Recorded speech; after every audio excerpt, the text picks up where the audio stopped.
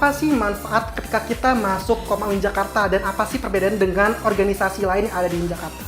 Yang pertama adalah pelatihan hard skill.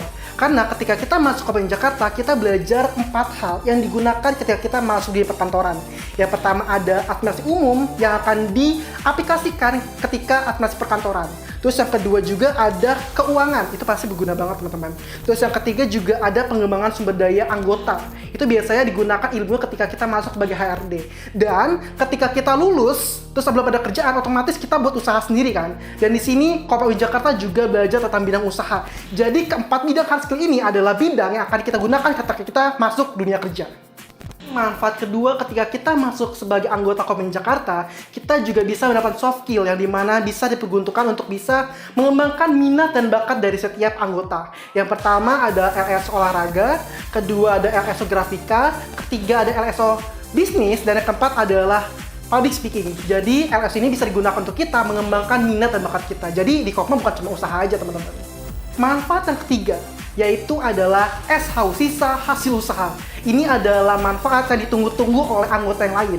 Sisa hasil usaha ini berupa uang. Jadi semakin aktivitas, semakin besar juga SHU yang akan kita terima. Manfaat selanjutnya ketika kita menjadi anggota Kopma UIN Jakarta, kita bisa mengikuti berbagai delegasi-delegasi yang ada, baik tingkat kota, nasional, maupun internasional. Dan salah satu pencapaian terbesar kita menjadi juara umum Jambore Koperasi Nasional di tahun 2019 dan kita menjadi tuan rumah.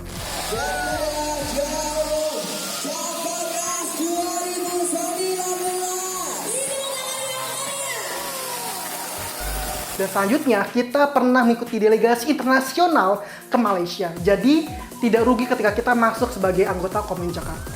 Selain itu, manfaat-manfaat ketika kita masuk Kopma UIN Jakarta, kita bisa mendapatkan modal usaha.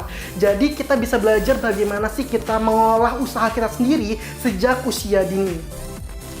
Baik teman-teman, itu ada beberapa manfaat yang akan kita terima dan masih banyak lagi manfaat yang kita dapatkan ketika kita menjadi anggota Kopma UIN Jakarta.